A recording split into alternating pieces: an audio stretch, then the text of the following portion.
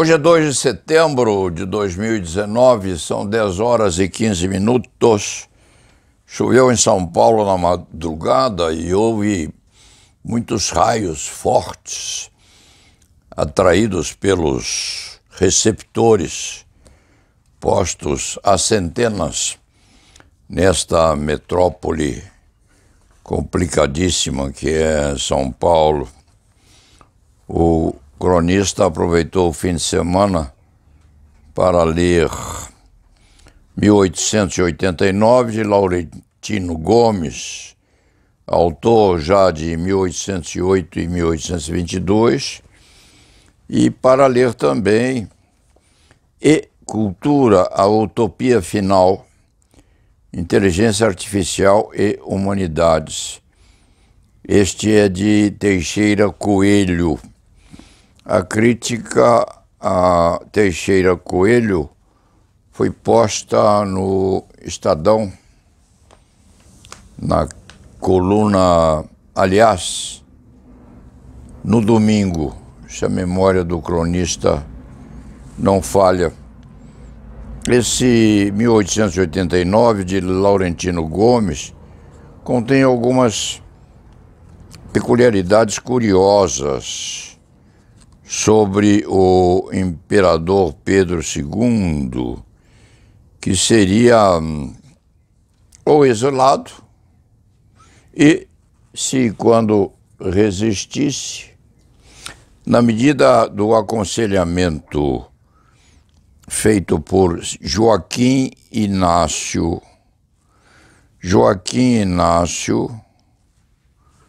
Cardoso, que era um alferes. Joaquim Inácio Cardoso, segundo Laurentino Gomes, se tornou também, mais tarde, avô do ex-presidente da República, Fernando Henrique Cardoso. E esse Joaquim Inácio, posto à frente do imperador, participou da reunião em que se propunha o grupo a decidir a sorte do imperador. E o alferes Joaquim Inácio propôs que o imperador fosse exilado. E um dos interlocutores se assustou. O senhor é sanguinário. Ao contrário, devemos cercá-lo de todas as garantias e considerações, porque é um patrício muito digno. E sabem o que o alferes respondeu? A afirmativa de que poderia acontecer uma resistência do imperador. Se ele resistir, fuzila-se. Foi o aconselhamento do alferes Joaquim Inácio Cardoso, que tinha 29 anos à época e não sabia, evidentemente, que seria avô de um futuro presidente da República, que o escriba se acostuma a chamar de Fernando I e único rei do Brasil. É um epíteto afetivo. Não se exasperem os leitores e nem o próprio, que é muito simpático. Fernando Henrique Cardoso, ainda potente e bastante, e participando ainda das disputas e discussões sobre a história política da nação. Então, o escriba leu Laurentino Gomes, edição juvenil ilustrada, cujo título é 1889. E leu um pedaço, confessa, apenas, de E Cultura, a Utopia Final, Inteligência Artificial e Humanidades, de Teixeira Coelho. Os dois livros foram versados na coluna, aliás, se a memória não falta ao cronista do domingo Cresce. Acredita-se que foi no domingo, sim. Esse livro de Teixeira Coelho é muito interessante. Cuida de alguns aspectos, ou de quase todos os aspectos ligados à inteligência artificial e às humanidades em geral, numa ligação posta entre os outros fatores que iluminam a mente humana e com algumas considerações correspondentes a um aspecto muito extravagante, nem tanto, mas muito instigante, sobre a diferença entre a penetração na cultura, da cultura, na mente da geração moderna, de homens e mulheres, e daquelas, ou daquela geração da qual o cronista é um dos sobreviventes, aos 84 anos. Curiosamente, este escrivinhador conversava com sua mulher, Dione, sobre as peculiaridades da escrita e das infiltrações culturais advindas dos livros ditos escritos em papel e daquelas outras obras postas nos meios eletrônicos, aqueles computadores pequeninos vendidos nas livrarias, aperta-se um botão e vem a obra desejada àquele que quer ler algum escrito em particular, ou mesmo que tenha curiosidade despertada pela telinha daquela micro televisão. E o cronista dizia que há realmente uma dificuldade muito grande entre aqueles que captaram a cultura e as impressões intelectuais em geral e aqueles outros nascidos agora ou em desenvolvimento agora. Por exemplo, uma criancinha de 2, 3 anos, obviamente não sabe ler, não sabe escrever, mas quando a mãe dá à criança, ao infante, um celular para que ela possa brincar, a criancinha encontra aquilo que quer, palmeando ou dedilhando aquela pequena máquina de fazer doido. Semana passada, este cronista precisou ir a um hospital a fazer exame de rotina. Havia 15 pessoas sentadas naquelas poltronas que os hospitais põem à disposição dos pacientes ou dos expectantes e visitantes em geral.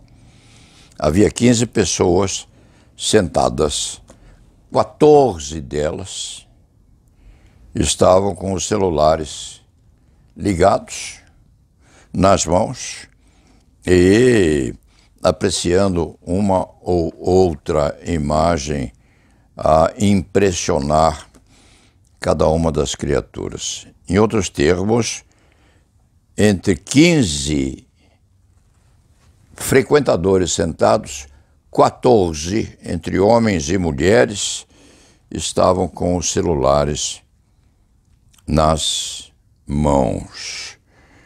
E então, voltando ao raciocínio, há uma diferença muito grande entre os antigos que costumam ler as suas coisas em jornais, que são grandes, ou em livros, nos papéis herdeiros dos velhos papiros do antigo Egito, e aquelas impressões escritas vistas ou vindas pelos computadores. Evidentemente, o celular hoje é um microcomputador. Nós mais velhos temos a nossa imagem cerebral captando o que vem em papéis. Os mais moços já estão nascendo e evoluindo, fazendo leituras análogas, mas nas telas de computadores ou nas telinhas dos celulares. A impressão posta no sistema cerebral de uns e outros, a impressão é verdadeiramente diferente, diversa.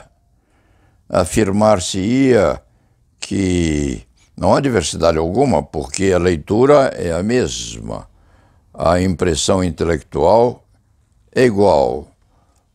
Pode ser que se pretenda que o seja, mas não é não.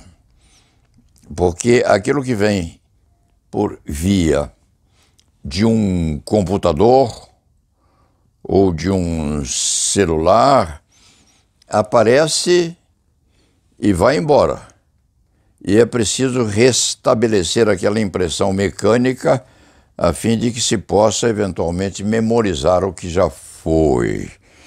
O papel não, o papel é, de certa maneira, solidificado. Pode-se apertá-lo, pode-se destruí-lo, amassá-lo, pode-se subscrever uma ou outra passagem, enfim, tem uma existência física que penetra muito melhor na mente daqueles que já viveram bastante e que começaram a viver, inclusive, antes que o celular aparecesse.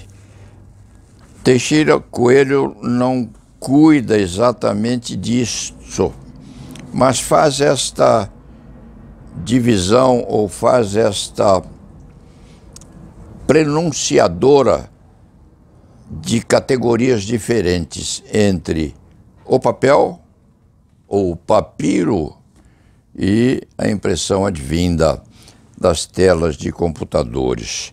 Esse livro de Teixeira Coelho é evidentemente mais difícil de ler.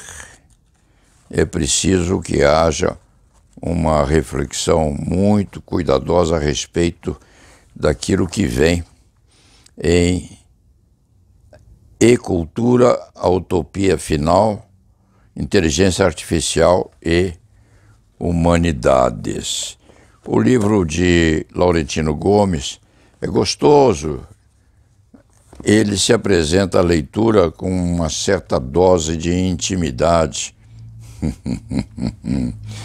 Inclusive com Dom Pedro II, que teria, segundo Laurentino Gomes, e deve ser verdade, porque o autor é muito festejado, teria a mulher e não Dona Leopoldina, não a Marquesa de Santos somente como a sua outra companheira, não. O imperador seria comunheiro com a Marquesa de Santos e a irmã desta.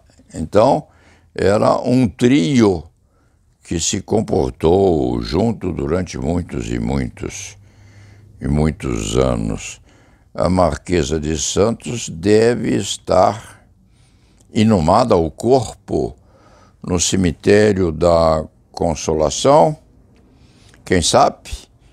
E lá no centro de São Paulo, naquele centro velho, que é bonito quando se quer realmente frequentá-lo para apreciação, lá no centro de São Paulo existe a chamada Casa da Marquesa.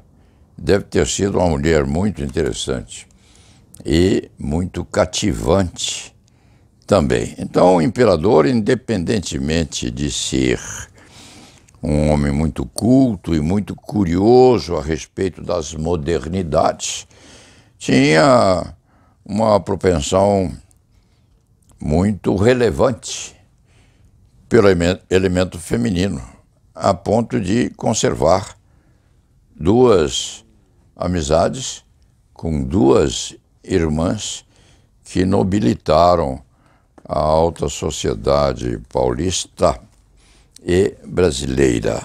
Esses dois livros vão ser bem lidos. A Utopia Final de Teixeira Coelho exige, sim, muito vagar para ser bem entendido. 1889, de Laurentino Gomes, lembra de certa maneira, porque a outra autora é geradora de um romance, Mônica Cifuentes, escreve um romance muito bonito, correspondente ao passado do nosso Brasil. Dito isto, vê-se aqui que o presidente da República vai ser operado para o costuramento de uma hérnia deixada como lembrança do acidente de percurso havido quando era candidato ao primeiro posto da nossa República, e em função dessa internação, o cronista vai lhe dar uma semana de férias também na crítica, a menos que o presidente, cuja foto é vista aqui e não há de ser repristinada no site, a não ser que o presidente, mesmo internado, fique estimulado a brigar com os outros, porque o presidente daqui a pouco vai brigar com a própria sombra ou imagem no espelho, porque já está brigando com a Igreja Católica Apostólica Romana, com a afirmativa de que a Igreja estaria a substituir o PT e se transformando mais ainda num órgão de esquerda. Brigar com padre é muito complicado. Brigar com santo é mais complicado ainda. O cronista não é viciado em santos e santas, nem em missa.